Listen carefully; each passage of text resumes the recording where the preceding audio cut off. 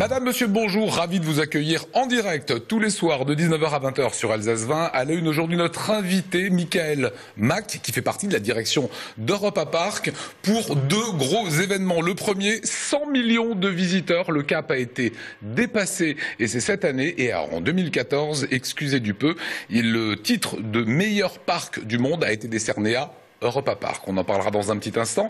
Pierre Nuss est avec nous. Pierre Nuss lui reviendra sur l'histoire du téléphone, du télégraphe.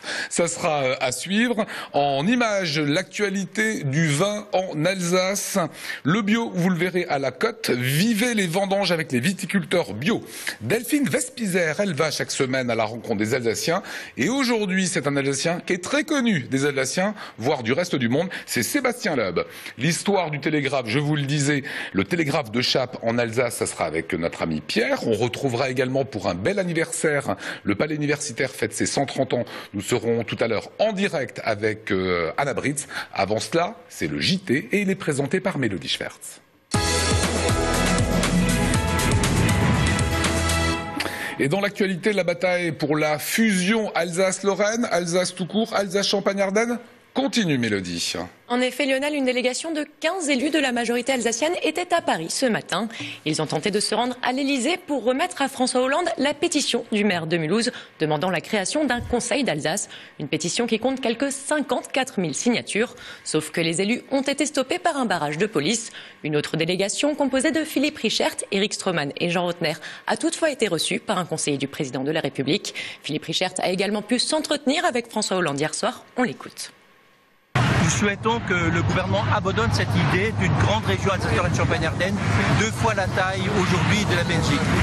Et nous proposons pour lui sortir de cette situation difficile dans laquelle il se trouve, une solution. C'est le Conseil d'Alsace. Mettre ensemble le Conseil général du Rhin, le Conseil général du Bas-Rhin, le Conseil régional, c'est supprimer un niveau de collectivité, c'est être plus efficace, permettre d'aller plus loin, plus fort ensemble, avec une Alsace unie. C'est ce que nous avons répété ce matin au Conseil du président de la République. C'est ce que j'ai eu l'occasion de lui dire en direct hier soir à François Hollande, à l'occasion d'une réception qui a été donnée à l'Élysée. Voilà de notre envoyé spécial à Paris. C'était un peu aujourd'hui la journée des mécontentements avec de nombreuses manifestations en Alsace, à l'instar de la mobilisation des 400 salariés de Cady. Ils sont partis ce matin du site de Drusenheim pour se rendre à la préfecture de Strasbourg. Une opération escargot composée de près de 120 voitures. Le cortège s'est ensuite immobilisé place de la République pendant 3 heures. Une délégation a été reçue par le préfet du Bas-Rhin. Elle demande des moyens pour accompagner le plan social massif qui s'annonce. Malgré les 2 offres de reprise déposées, 250 salariés resteraient sur le carreau. Réaction des manifestants. C'est long, motivés pour travailler, je crois qu'ils l'ont assez prouvé. Pour l'instant, là, la motivation descend un petit peu au niveau travail, mais pour défendre leurs intérêts, ils seront toujours battants. On va chercher du travail, mais qui va nous prendre aussi, en sachant que combien de chômeurs il y a aujourd'hui en France et que aussi le chômage, il faut le compter quoi, 1 an. Mais après, on va faire quoi? Comment on va nourrir notre famille? Comment on va faire? T'as des gens qui n'ont pas connu autre chose que Cady. Et aujourd'hui, tout le monde nous abandonne et personne ne pense à nous. Autre opération escargot, celle des salariés du groupe Rap Atlas, ça se passait à Kingersheim. En effet, Lionel, ce matin, plus d'une centaine de salariés se sont rendus à vitesse réduite vers le tribunal de commerce de Mulhouse. Ils ont profité de ce jour d'audience pour faire entendre leur voix. Le groupe RAP a été placé en liquidation judiciaire. 13 candidats se sont déjà manifestés pour une reprise. Mais les salariés restent inquiets pour leur emploi. Reportage de notre correspondante orinoise, Émilie Jaffrat. Sourire et bonne humeur ne sont que de façade. Une semaine après leur première mobilisation, une centaine de salariés du groupe RAP s'est à nouveau mobilisé aujourd'hui pour manifester sa colère. Aujourd'hui est un jour particulier, le jour de l'audience devant le tribunal de commerce de Mulhouse. Les salariés ne se font pas d'illusions, tous s'attendent à pointer au chômage d'ici à octobre. Ce qu'il leur reste maintenant, c'est de se faire entendre pour partir dignement. À ce jour, ils avaient annoncé une enveloppe de 20 millions qui paraît dérisoire par rapport au nombre de salariés. Donc on essaye de manifester pour montrer qu'on n'est pas d'accord avec eux, qu'il y a eu beaucoup d'erreurs de stratégie et que c'est une part volontaire d'eux-mêmes d'en arriver là aujourd'hui.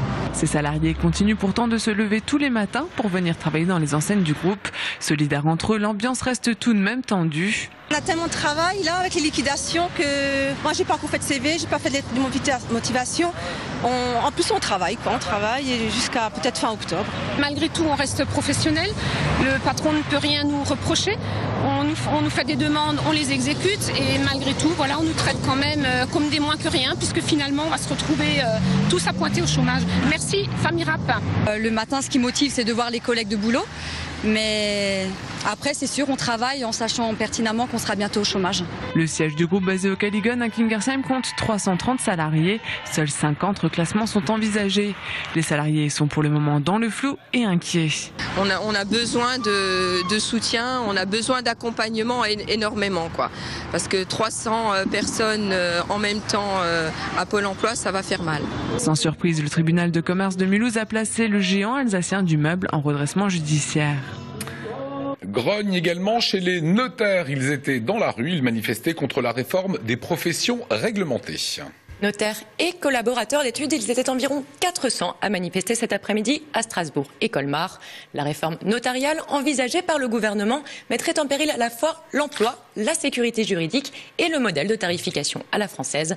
La profession demande une concertation. On écoute Philippe Walter, le vice-président du Conseil régional des notaires. Nous quitterions un système bien réglementé pour un système de droit anglo-saxon qui laisse à ce moment-là aucune sécurité et pour chaque problème renverrait au juge pour régler les soucis. Il faut simplement savoir que tout le service notarial va être complètement bouleversé.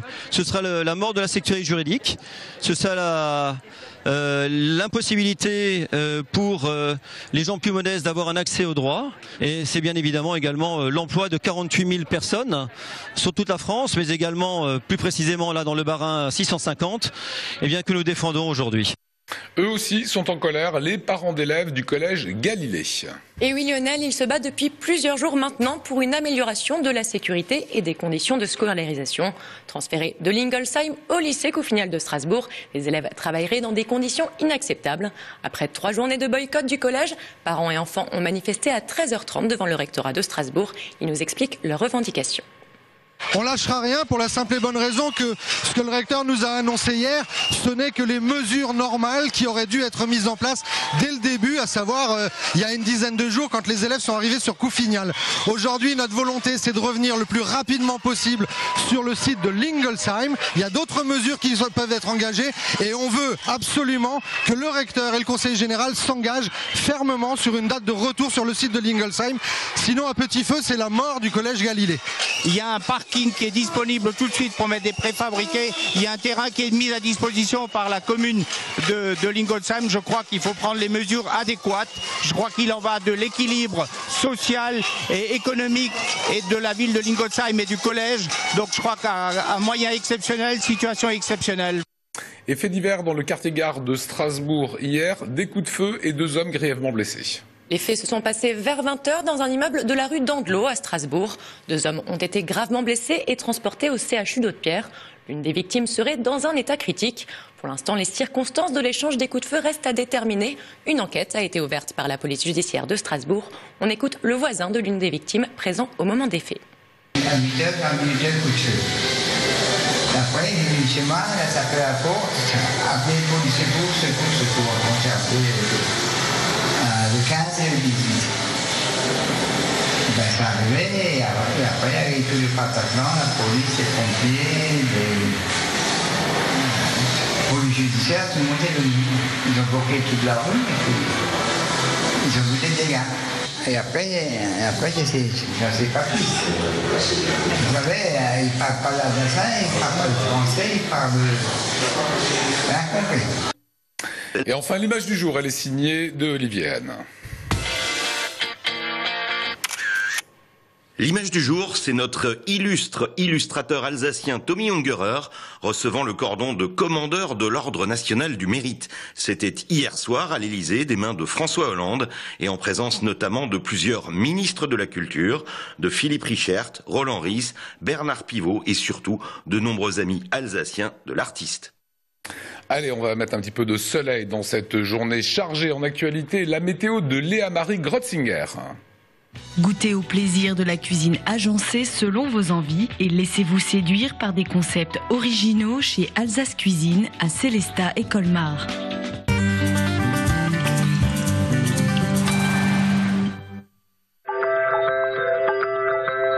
Bonsoir à tous, aujourd'hui je tiens à vous le dire tout de suite, il va falloir s'accrocher pour la météo car elle n'est pas réjouissante. Alors on commence tout de même en douceur avec de la grisaille sur l'ensemble du pourtour du Rhin. Comptez aussi des nuages plus prononcés dans le nord de l'Alsace ainsi qu'à Stegen et à Bâle. Les températures se réchaufferont légèrement, la minimale sera de 16 degrés dans le Haut-Rhin et comptez 17 degrés dans le Bas-Rhin. L'après-midi, le temps continuera de se dégrader et on retrouvera des nuages sur l'ensemble de la région. Comptez aussi de la pluie et des orages dans le nord ainsi que dans le sud. Les températures, heureusement, ne chuteront pas. Comptez 24 degrés pour Detwiller, 26 degrés à Soultz-sous-Forêt ainsi qu'à Elkirch et 25 degrés dans le Haut-Rhin. Vendredi, toujours pas d'amélioration et on finira la semaine sous la pluie et les orages. Les températures moyennes seront de 26 degrés pour le Bas-Rhin, comptez 25 degrés dans le Haut-Rhin ainsi que dans le Bas-du-Wurtemberg et 23 degrés à Bâle. Demain, nous serons le jeudi 18 septembre 2014. Nous fêterons les Nadèges, mais on n'oublie pas non plus les Nadine et les Nadia. Le soleil se lèvera à 7h09 pour aller se coucher à 19h34. Nous perdons donc 4 minutes de soleil. Je vous souhaite un excellent moment sur Alsace 20.